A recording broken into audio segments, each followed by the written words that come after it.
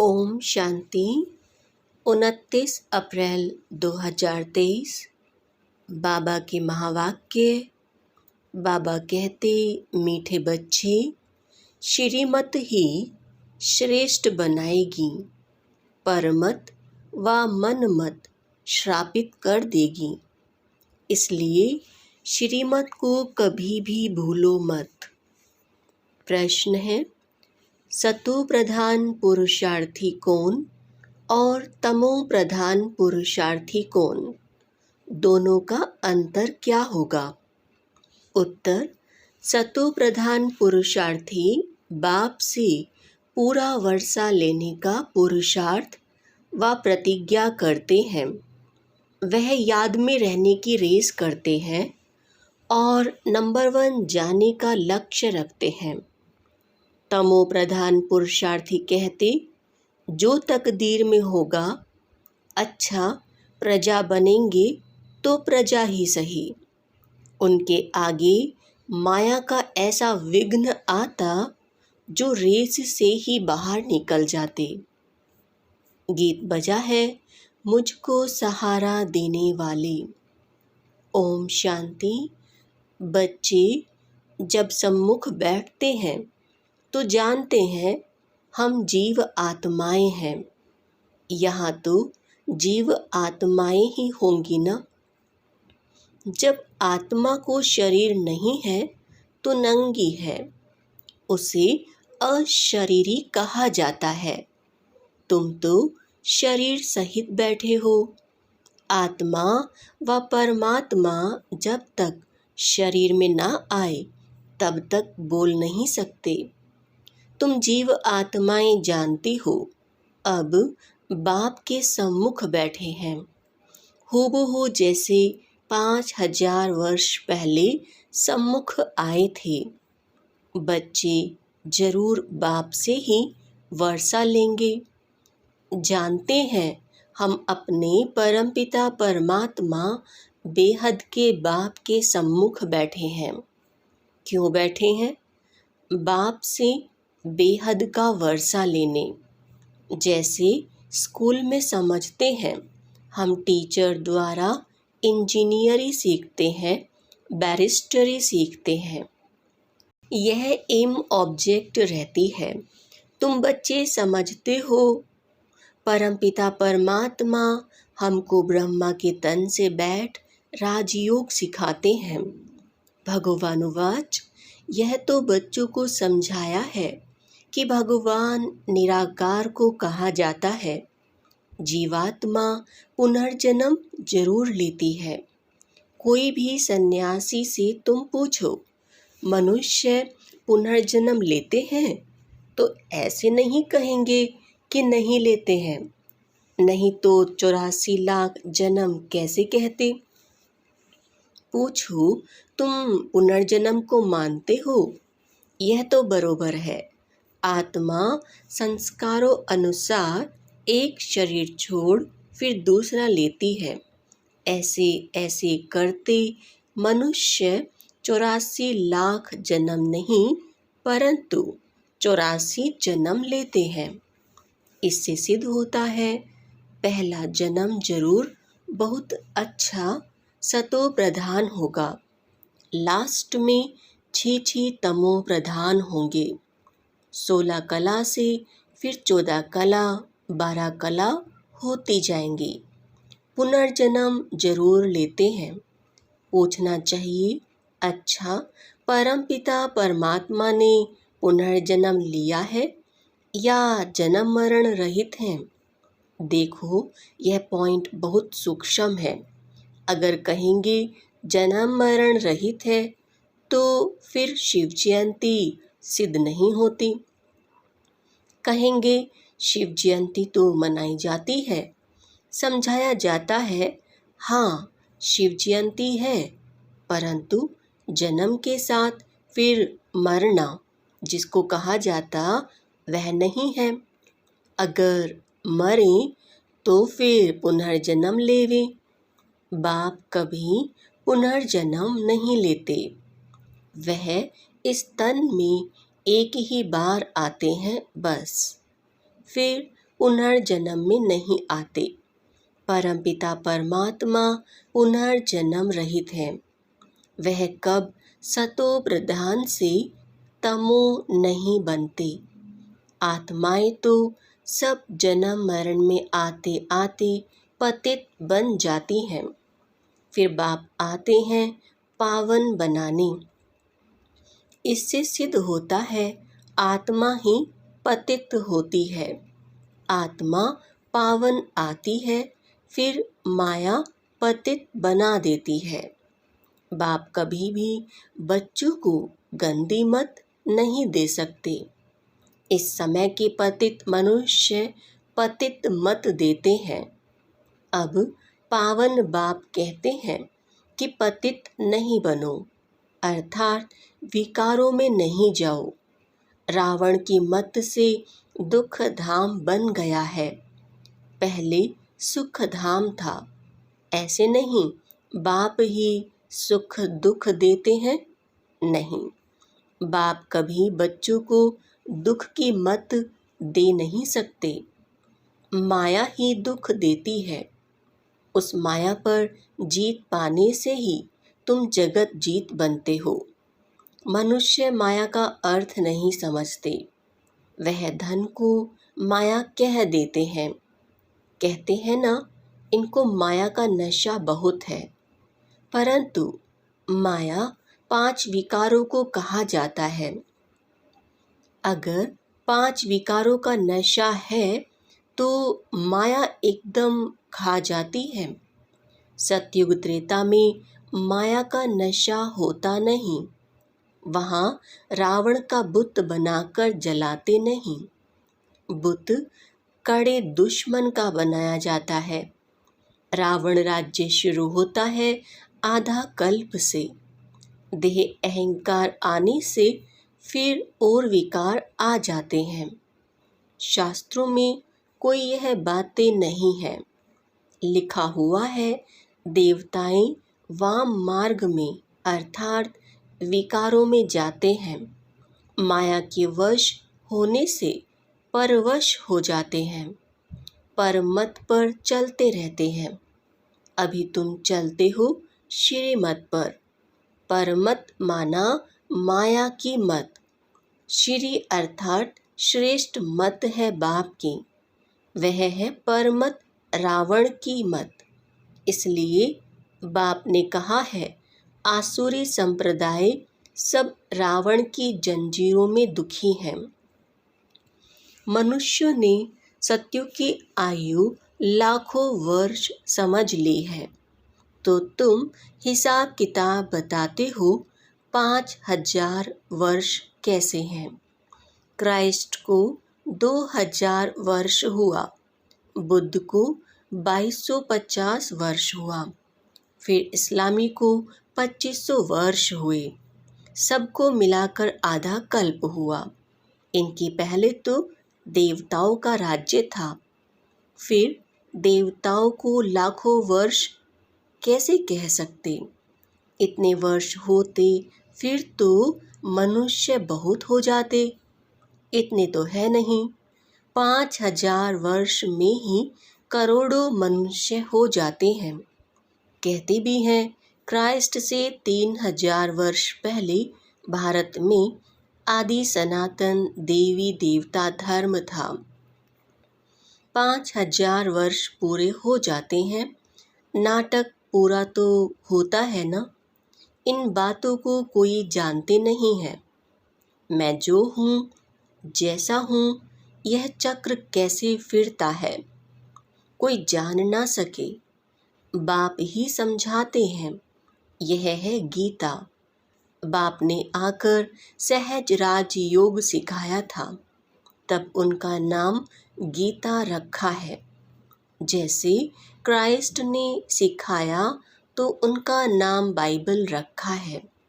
यह अनादि नाम रखे हुए हैं, वह रिपीट होते हैं। बाबा बुढ़ियों को भी समझाते हैं। यह बहुत सहज बात है।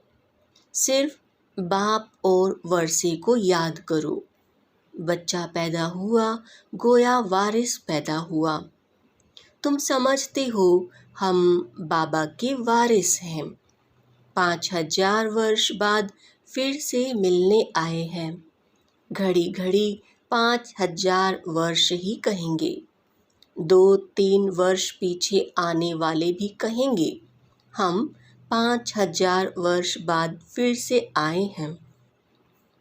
यह बड़ी गुह्य बातें हैं। बाबा पूछते हैं आगे कब मिले हो? कहते हैं हाँ बाबा। आत्मा इस मुख द्वारा कहती है हम 5000 वर्ष पहले आपसे मिले थे। आप इस तन द्वारा शिक्षा देने आए थे। जो पक्के पक्के बच्चे हैं समझते हैं हम बाप से बेहद का वर्षा लेने बैठे हैं। हम बेहद के बाप के बने हैं ब्रह्मा द्वारा।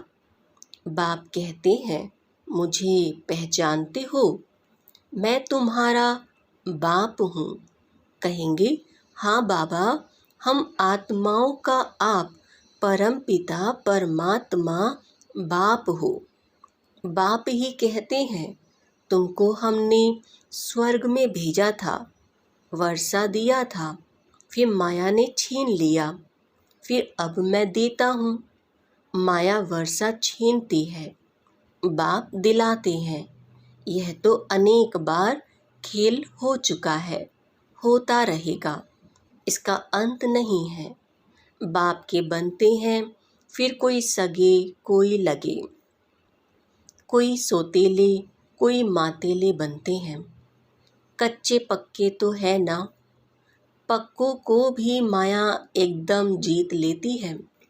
बच्चे कहते हैं बाबा हम जहाँ तक जिएंगे आपसे वर्षा लेते रहेंगे।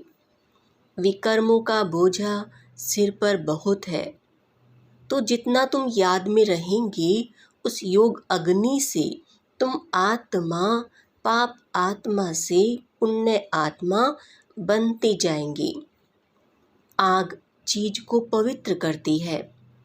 तुम्हारी है योग अग्नि। यह है बेहद का यज्ञ जो बेहद के सेठ ने रचा है। इतना समय कोई भी यज्ञ नहीं चलता है। 5-7 रोज व 1 मास यज्ञ रचते हैं। तुम्हारा यज्ञ तो कितने वर्षों से चला आता है। बाप सुनाते ही रहते हैं, कहते हैं भूल मत जाना, सिर्फ मुझे याद करो तो तुम्हारा जन्म जन्मांतर के विकर्मों का बोझा कटता जाएगा। कोई सन्यासी विद्वान आदि को ऐसे कहने आएगा नहीं। भगवानुवाच मुझ बाप को याद करो। जरूर आया हुआ है तब तो कहते हैं ना। बाप कहते हैं अब तुमको वापस जाना है। तुम्हारी आत्मा इस समय बहुत पतित है। अब तुम जानते हो योग से हम पावन बनते जाएंगे। बाप कहते हैं ज्ञान अमृत पीकर पावन स्वर्ग का मालिक बनो। यह साजन तुम सब सजनियों को पावन बनाने आए हैं। कहते हैं मुझे निरंतर याद करो। तुम्हारी ही प्रतिज्ञा है कि आप जब आएंगे तो और संग तोड़ तुम संग जोड़ेंगे। तुम पर वारी जाएंगे। स्त्री पुरुष पर, पुरुष स्त्री पर बलिहार होते हैं। यहाँ है बाप पर बलिहार जाना। शादी में 1-2 पर बलिहार जाते हैं ना। अब बाप कहते हैं मनुष्य पर बलिहार नहीं जाना है।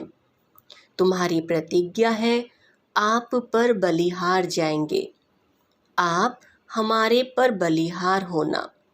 बाप कहते हैं तुम बलिहार जाओ तो 21 जन्म तुमको सदा सुखी बना दूंगा। कितना भारी वर्षा है। अब आप कहते हैं मैं तुमको वर अर्थात वर्षा देता हूँ। सिर्फ तुम निरंतर मुझे याद करो। श्रीमत से ही तुम श्रेष्ठ बनेंगे, यह भूलो मत। यह लक्ष्मी नारायण का चित्र भी घर में रख दो। हम बाप से फिर से वर्षा ले रहे हैं। बाप परम धाम से आया हुआ है, परंतु माया चील भी कम नहीं है, पंजा मार देती है। सबकी बात नहीं है, नंबरवार है। कोई तो एकदम भूल जाते हैं कि हम बाप से वर्षा लेते हैं। यहाँ बैठे हैं तो नशा चढ़ता है, यहाँ से बाहर निकला और भूला। फिर सुबह को रिफ्रेश होते हैं, फिर सारा दिन भूल जाते हैं। 4-5 वर्ष अच्छे सर्विस करने वाले भी आज देखो है नहीं। कुछ अवज्ञा की तो माया ने जोर से थप्पड़ मारा और चले गए। बाबा कह देते हैं, बच्चे, माया बहुत कड़ी है। अवज्ञा करने से माया एकदम गिरा देती है। इसलिए गाया जाता है, चढ़े तो चाखे प्रेम रस। देखते हो कैसे चकनाचूर हो जाते हैं। वैकुंठ में तो जरूर चलेंगे, परंतु पद तो नंबरवार है ना। भल वहाँ सब सुखी रहते हैं, फिर भी मर्तबे तो है ना। स्कूल में मर्तबा पाने लिए ही पुरुषार्थ करते हैं, ऐसे नहीं प्रजा ही सही, जो तकदीर में होगा। नहीं, इसको तमो प्रधान पुरुषार्थ कहा जाता है। सतो प्रधान उनको कहेंगे जो बाप से पूरा वर्षा लेने का पुरुषार्थ व प्रतिज्ञा करते हैं। यह घुड़दौड़ है ना। सब नंबर 1 तो नहीं जाएंगे। यह ह्यूमन रेस है। माया ऐसा विघ्न डालती है जो एकदम रेस से निकाल देती है। तुम्हारी ह्यूमन रेस है। आत्मा कहती है, हम बहुत दुखी हुए हैं, शरीर लेते लेते बहुत तंग हुए हैं। कहते हैं अब बाबा के पास जाएं। बाबा ने युक्ति तो बतलाई हुई है, बाबा हम आपकी याद में रहेंगे। जितना टाइम निकाल सको उतना अच्छा है। जैसे गवर्नमेंट की सर्विस में भी 8 घंटा रहते हैं ना, तो इसमें भी तो 8 घंटा रहो। सृष्टि को स्वर्ग बनाना कितनी भारी सर्विस है। सिर्फ बाप को याद करो और सुख धाम को याद करो, बस 8 घंटा सर्विस की तो पूरा वर्षा पाएंगे। ऐसे याद करते करते तुम्हारे विकर्म विनाश होंगे। 8 घंटा तुम इस सर्विस में दो, बाकी 16 घंटा तुम फ्री हो। जितना हो सके घड़ी घड़ी याद करो। याद तो कहाँ भी बैठे कर सकते हो। सबसे अच्छा टाइम तुमको सवेरे मिलेगा। सिंधी में कहते हैं, सवेल सुमण सवेल उथण। सवेरे जल्दी सोना, सवेरे उठना। यह गुण मनुष्य को बड़ा करता है। अज्ञानी लोग 8 घंटा नींद करते हैं। तुम्हारी नींद आधी होनी चाहिए, 4 घंटा नींद बस। कर्मयोगी हो ना, रात को 10 बजे से सो जाओ, 2 बजे उठो। शिव बाबा को याद करो। 2 बजे नहीं उठ सकते तो 3 बजे उठो, 4 बजे उठो। वह फर्स्ट क्लास समय है। एकदम शांति रहती है, सभी अशरीरी बन जाते हैं। उस समय सन्नाटा बहुत होता है, जैसे कि मूल वतन हो जाता है। ऐसे लगता जैसे सब मरे पड़े हैं। उस समय तुम बाबा को याद करेंगे तो फिर वह याद पक्की हो जाएगी। अमृत वेले की याद अच्छा असर करती है। बाबा बहुत करके रात को जागते रहते हैं, स्थूल काम में आने से माथा भारी होता है। सूक्ष्म सर्विस में थकावट नहीं होती है। कमाई थोड़े ही थकाएगी, कमाई से तो खुशी होगी। तो सवेरे सवेरे उठकर याद करने से बड़ी कमाई है। अच्छा, मीठे मीठे सिकिलदे बच्चों प्रति माता पिता बाप दादा का याद प्यार और गुड मॉर्निंग। रूहानी बाप की रूहानी बच्चों को नमस्ते। हम रूहानी बच्चों की रूहानी बाप को नमस्ते। धारणा के लिए मुख्य सार। पहला पॉइंट, सवेरे अमृत वेले उठ अशरीरी बन बाप को याद करने का अभ्यास करना है। पूरा वर्षा लेने के लिए याद की रेस करनी है। कम से कम 8 घंटा याद जरूर करना है। दूसरा पॉइंट, एक बाप पर पूरा बलिहार जाना है। परमत व मन मत पर ना चल, एक बाप की श्रेष्ठ मत पर चलना है। आज का वरदान है, रूहानी एक्सरसाइज द्वारा वेट बोझ को समाप्त करने वाले समान और समीप भव। रूहानी एक्सरसाइज अर्थात अभी अभी निराकारी, अभी अभी अव्यक्त फरिश्ता, अभी अभी साकारी कर्म योगी, अभी अभी विश्व सेवाधारी। ऐसी एक्सरसाइज रोज करो तो व्यर्थ का जो बोझ है वो समाप्त हो जाएगा। जब बोझ वेट समाप्त हो, माशूक समान डबल लाइट बनो, तब जोड़ी अच्छी लगेगी। यदि माशूक हल्का हो और आशिक भारी हो तो जोड़ी अच्छी नहीं लगेगी। रूहानी माशूक आशिकों को कहते हैं, समान बनो, समीप बनो। स्लोगन है, अपने जीवन रूपी गुलदस्ते द्वारा दिव्यता की खुशबू फैलाना ही गुण मूर्त बनना है। ओम शांति।